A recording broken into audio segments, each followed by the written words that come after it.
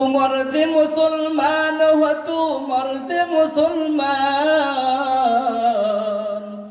तू मर्द मुसलमान हो तू मर्द मुसलमान। एक हाथ में तलवार एक हाथ में कुरान, एक हाथ में तलवार एक हाथ में कुरान। আল্লাহ রাব্বুল আলামিন রাসূল কারীম সাল্লাল্লাহু আলাইহি ওয়াসাল্লামের উপর কোরআনে কারীম নাযিল করেছেন। কোরআনে কারীম কেমন কিতাব, কেমন এক পুষ্টিপাথর। এ মুসলমান দিলের কান লাগে শুনে রে বাবা, এই কোরআন এমন এক পুষ্টিপাথর যেখানে লাগে সেটাকে আল্লাহ তাআলা দামি বানায় দেয়। এই কোরআনে কারীম নাযিল হয়েছে মক্কা নগরীতে। এ মুসলমান পৃথিবীর মধ্যে যত শহর রয়েছে যত নগরী রয়েছে সব চাইতে শ্রেষ্ঠ নগরী হলো মক্কা নগরী, ঠিক কিনা? কারণ কি? কারণ হলো ওই মক্কা নগরীতে আমার আল্লাহ কোরআনকে নাযিল করেছেন। ও মুসলমান শুধু তাই নয়, এই কোরআন নাযিল হয়েছে রমজানুল মুবারকের মধ্যে।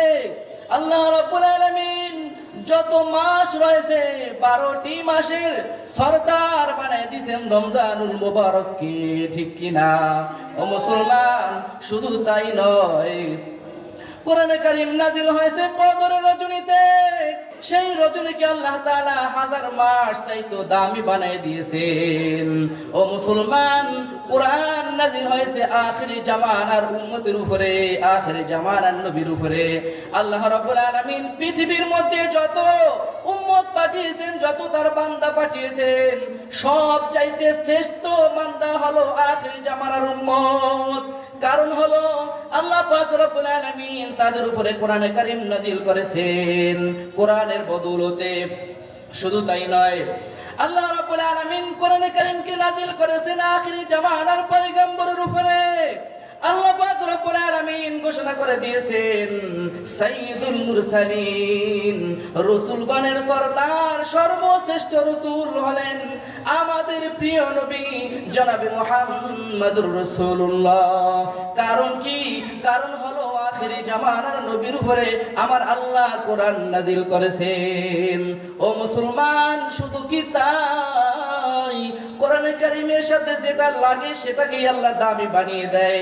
একটা কাপড়ের টুকরা যার কোনো মূল্য নাই, যার কোনো দাম নাই, ওই কাপড়ের টুকরাটাকে যখন আমি কাটি, কাইটা একটা যোগদান বানাই, যোগদান বানিয়ে যখন কোরআন পেঁচায় রেখা দেই, ওই যোগদানটা যখন আমার হাত থেকে পইরা যায় তখন সঙ্গে সঙ্গে আমি ওইটাকে উঠাইয়া চুমো খাই আর বুকের মধ্যে লাগাই।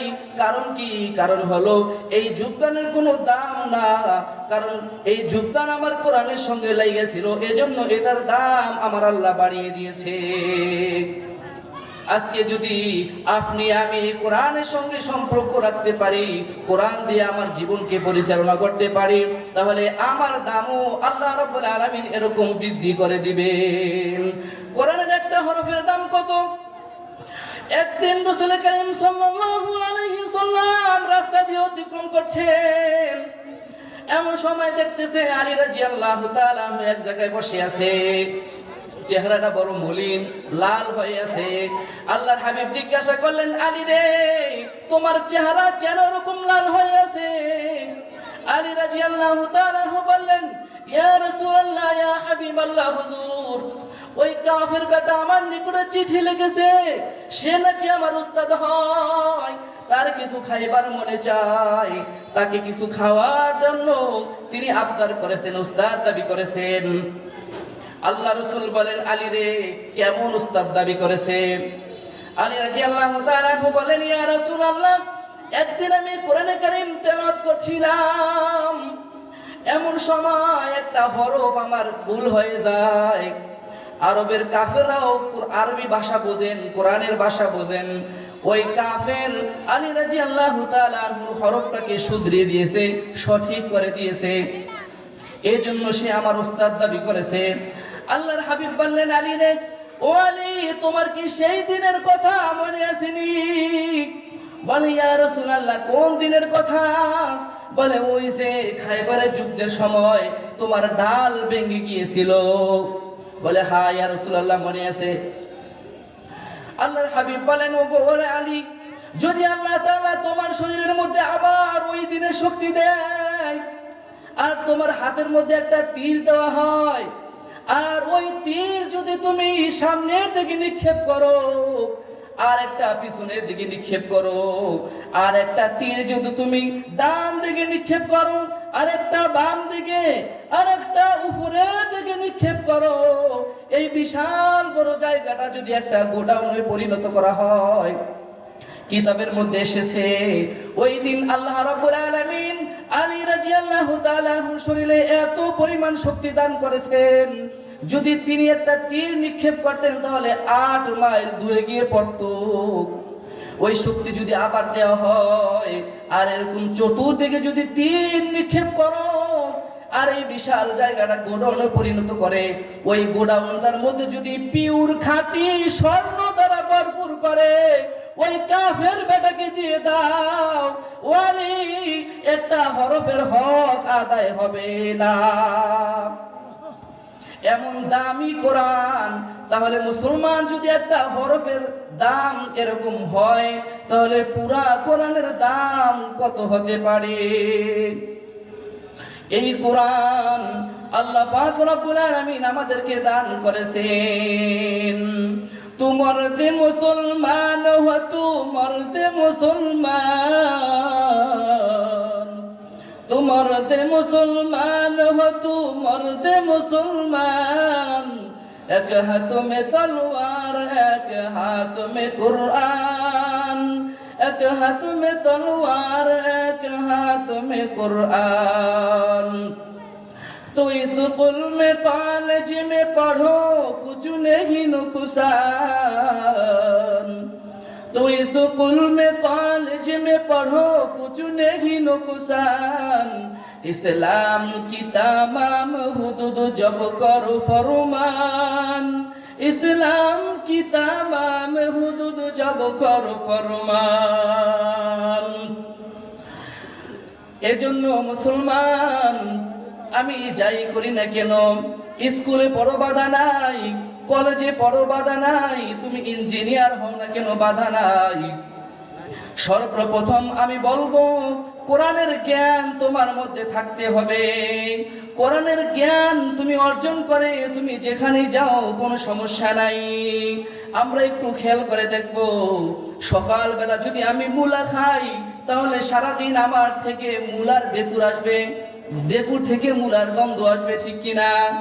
ও মুসলমান, যদি কোরআনের জ্ঞান শৈশবকালে বাচ্চার মধ্যে ঢুকানো হয়, তাহলে আপনি যেখানেই সন্তানকে ভর্তি করেন না কেন, যেই শিক্ষা শিক্ষিত করেন না কেন, ওই সন্তান কখনো ইসলামের বিরুদ্ধে কথা বলবে না, ওই সন্তান কখনো কোরআনের বিরুদ্ধে কথা বলবে না, ওই সন্তান কখনো আল্লাহ পাকের বিরুদ্ধে কথা বলবে না। এজন্য প্রতিটি গার্ডিয়ানের নৈতিক দায়িত্ব হলো, দ্বীনি দায়িত্ব হলো, সন্তানকে প্রথমে দ্বীনি ইলম শিক্ষা শিক্ষিত করতে হবে। হাসরের ময়দানে সন্তান আল্লাহ পাকের নিকটে দরখাস্ত করবে, রব্বানা ইন্না আতা'না সাদাতানা ওয়া কুবারানা ফাআদাল্লুনা সাবিলা। সন্তান আল্লাহ পাকের নিকটে দরখাস্ত করবে, ওগো আল্লাহ, যদি আমাদের মুরব্বীরা, আমাদের গার্ডিয়ানরা, আমরা যাদেরকে মুরব্বী মেনেছিলাম তারা আমাদেরকে সঠিক পথে পরিচালনা করত, তাহলে আজকে আমাদের এই পরিণতি দেখতে হতো না, তাহলে আজকে আমাদের এই জাহান্নামে যেতে হতো না।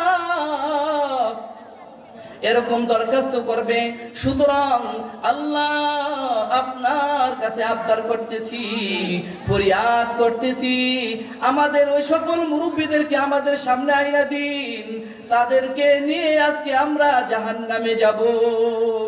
রাসূল করিম সাল্লাল্লাহু আলাইহি ওয়াসাল্লাম বলেন, قال رسول الله صلى الله عليه وسلم কুল্লুকুম রাঈন ওয়া কুল্লুকুম মাসউলুন আন রাঈয়াতিহি।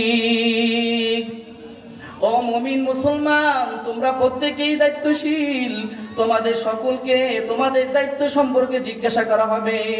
ও সন্তানের পিতামাতারা, হাসরের ময়দানে আল্লাহ রাব্বুল আলামিন তোমাদেরকে জিজ্ঞাসা করা হবে, আমি তো তোমাকে দায়িত্বশীল বানিয়েছিলাম, তোমাকে সন্তান দিয়েছিলাম, তোমাকে একটা পরিবার দিয়েছিলাম, এই পরিবারের দায়িত্বশীল আমি আল্লাহ তোমাকে বানাইছি, তোমাকে সন্তান দিয়েছিলাম, এই সন্তানের দায়িত্ব আমি আল্লাহ তোমাকে দিয়েছিলাম, তুমি তোমার সন্তানকে সঠিক পথে পরিচালনা করছো নি?